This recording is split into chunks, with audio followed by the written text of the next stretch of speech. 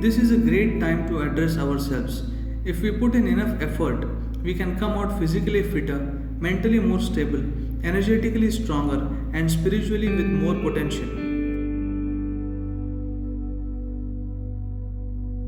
If someone is hurting and it does not hurt you at all, that means you have forsaken your humanity.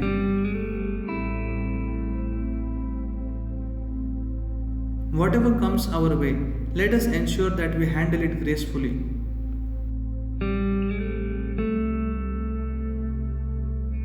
This is the time to sit back, look at our lives, reflect, strategize the trajectory of what we want our life to be, and above all, realize the fragile nature of our existence. If you do not know how to handle yourself, then you are handling everything else only by accident. It is when a crisis hits you that what kind of human being you are becomes most valuable. If you are exuberant, joyful, and wonderful, your immune system will function much better than when you are worried. Wholeness of life is health.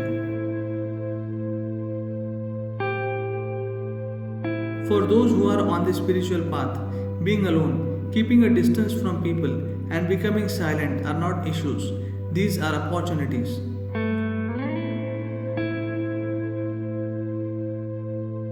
Whatever you have, your skills, your love, your joy, your ingenuity, your ability to do things, please show it now.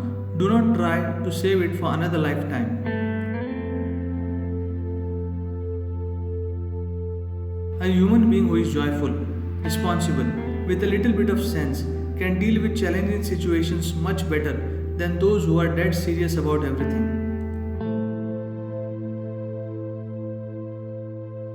You can use this mind either to create well being or misery for yourself.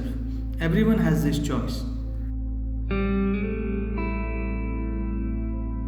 Make yourself in such a way that you are always looking at how to make someone else's life beautiful.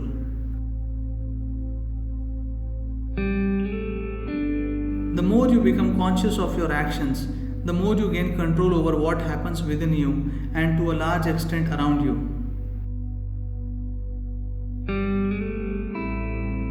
What is needed in these challenging times is precautionless, not panic. Panic is paralyzing.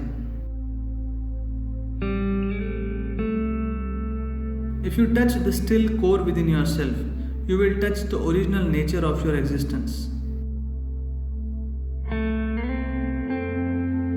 This is one commitment everyone must make. Always be a part of solution, not a part of problem. The only way any nation can fight the sort of adversity that we are facing right now in the form of the virus is for all the citizens to come together as one.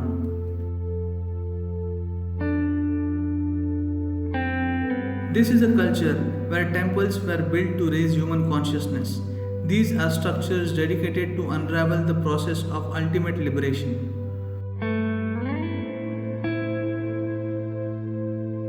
Challenging times are not necessarily a calamity. These are times when human beings have to rise beyond their limitations and ride these challenges to become a glorious generation.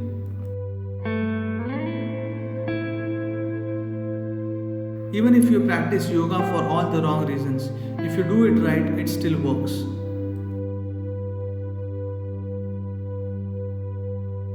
The air does not love you, but it gives life. That is how you should become, simply nourishing everything around you.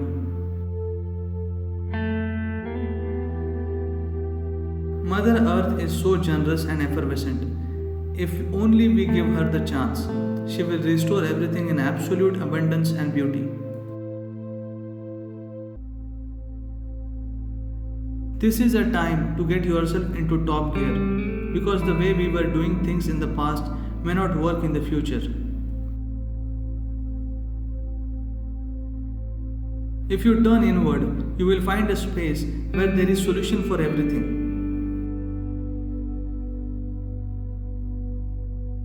Our concept of education has to go beyond manufacturing cogs for the economic engine.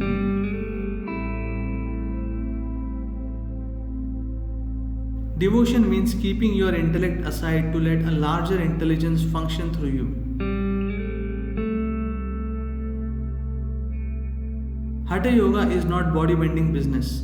It is about taking charge of the way you think, feel, and perceive life.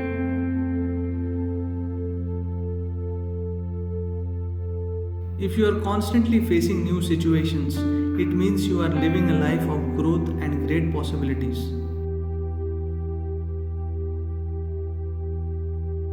If you have children, first of all, you have to establish integrity.